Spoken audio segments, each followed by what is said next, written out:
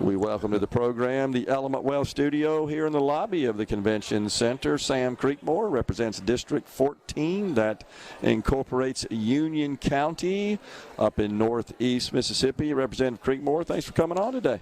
Thanks for having me, Gerard. Always a pleasure to be on here. And I was going to tell you, Journey every now and then comes to Tupelo. That's right, they do. I didn't get to see them last time they came to Bancorp South Arena. I am headed to see them out down on the coast in February. They start their new Freedom Tour. I think they kick off the tour, if I'm not mistaken, at the Mississippi Coliseum down there on the coast. Looking forward to that. Appreciate it. All right, Representative Creekmore, we got the End It for Good, the conference going on here. Anything with respect to your legislative responsibilities that connects to the subject matter here?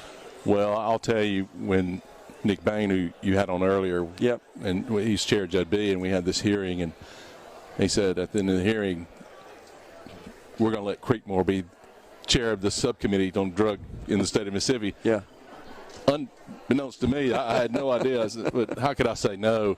So one of the first things I did, End It for Good, was having a conference in Hattiesburg, and I went down and learned a lot and got to know these people. So they've helped the framework on some of our drug education, fentanyl test strips, and that kind of thing. They've been very supportive of that. So, yeah, they've been a very big part of what we're doing in the legislature. Well, and to a great extent, of course, as you know, what they advocate for is innovative approaches to treating substance use disorder and something different than just a person who's nonviolent, who really hasn't committed any sort of crime other than just possession, for example, of an illegal substance. We just lock them up. You're exactly right, but I try to look at the bigger picture, even beyond just the illicit drug use. As you know, I've been an advocate for mental health in our state. Yep. And many of these drug abuse and addicts start with mental health issues.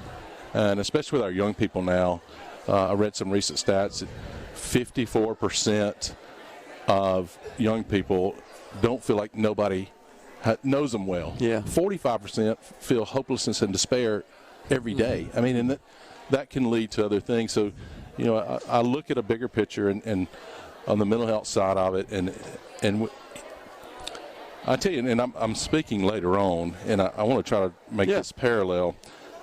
But in the 1990s, I know you remember it, AIDS was a crisis in the state of Mississippi. Yep.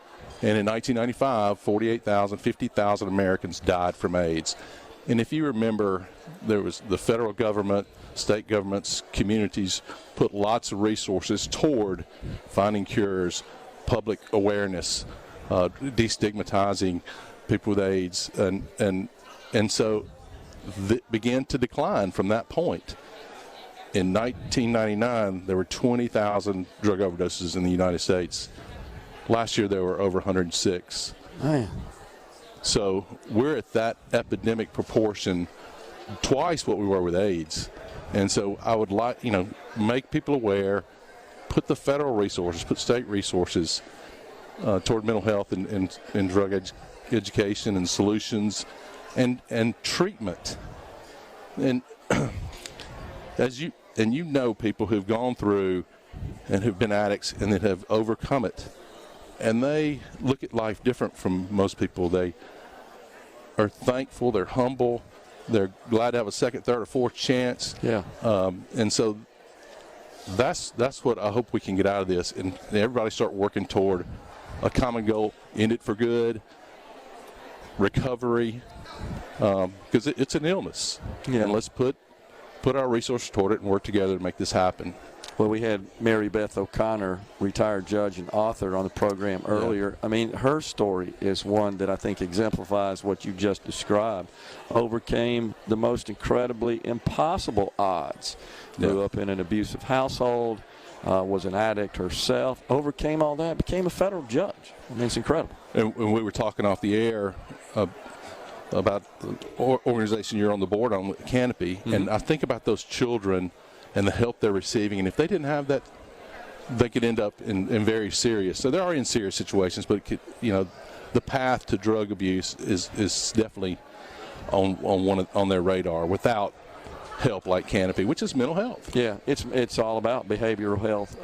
In the case of Canopy, it's treating children with behavioral health conditions, and if they don't get on the right path at an early age through that therapy, that it's really kind of up in the air as to what their productive life, or their adult life, I should say, will look like. And they described to me as, some of them have gone through these trauma situations where they get them in there and they're able to, as they would quote, rewire in how they think, and they come out healthy. No doubt.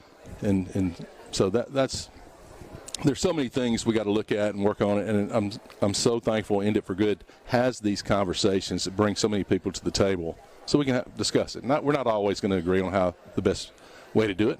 There may not be a singular way that's the best way. Any legislation that may be on the horizon, Representative Creekmore, that just in your discussions and your analysis of this issue? Well, we passed the drug education bill last year, which, we can't control what comes across our borders.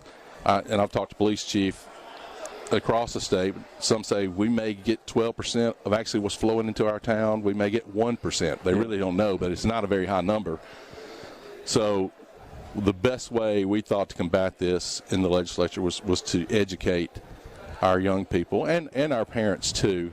And we're starting out, and it goes through the Department of Mental Health with the drug education program, and we'll have some pilot programs. We have enough money maybe to do 10 schools throughout the state. The Department of Education is going to send out a letter. The schools will apply, and then we'll implement this curriculum in the schools. We hope to see that grow. The legislature did not fund it completely, and it's fine. We need to get it fine-tuned before we take it statewide, and so that is what we're working on now, and we'll continue to work on that and fine-tune that going forward. Of course, Chris Bell passed the strips, and and fentanyl test strips. I don't know if we can make drugs any more illegal than they already are, but to me, our combating it with the education, and especially fentanyl. 70% of overdoses in Mississippi are due to fentanyl. Yeah, and the fentanyl the size of a grain of salt is deadly. So, just making people aware and be able to, if they're going to participate in that, have a way where they can test it. Let's turn our attention to the upcoming session. What are you hearing? What are you seeing? Of course, we just finished some very contentious elections in some cases, and we'll be back down there in less than 2 months. Things stay the same in the governor's mansion. Lieutenant governor will have a changing of the guard at the Speaker of the House. Your chamber, what are you hearing about what's going to be on the radar? Well, it's definitely going to be a change for our Speaker for sure. But I still think Jason and Philip Gunn were pretty much in lockstep on so many things, and the way Philip's left the legislature, we're kind of all in tow. Even with the Democrats, we agree on most things. Yeah. And so I think we're in a good spot for leadership change. I don't think it will be very rocky for that, and which I'm proud for Jason for that, to make it easier, especially with the lieutenant governor and governor side. That didn't change. So I think it'll make his transition smoother. And then as far as chairmanships and all, that's a big topic anytime you get one or more legislator together. But I have not had a conversation with Jason. I don't know what he has plans for me or many of my other colleagues either. He's keeping it all pretty close to his chest. But he is an outstanding person, and I look forward to working with him. Well, in my conversations with him, what I can say is that he's going to have a full agenda. I mean, he's got big ambitions, which is good. He wants to take on a lot. I mean, across the spectrum of public policy. Yeah. And even bring up topics that Republicans may not even usually talk about, like Medicaid expansion. Right. Or whatever you want to call it. Yeah. But at least we'll have that conversation and explain reasons, yes or no, what's good and what's bad. Yeah. So I'm excited about it. Well, it's that there'll be a change there, but that would be the only change of the trio of the folks at the top there, and who knows where we'll land with respect to committee chair appointments and so forth. But we'll be all over it, and I'm sure you and I will be talking some more. But we appreciate you coming on the program today. Always enjoy it, Gerard. Sam Creekmore has been our guest, folks. We're stepping aside for a break. We're in the Element Wealth studio at the Jackson Convention Center for the End It for Good conference, and we're coming right back.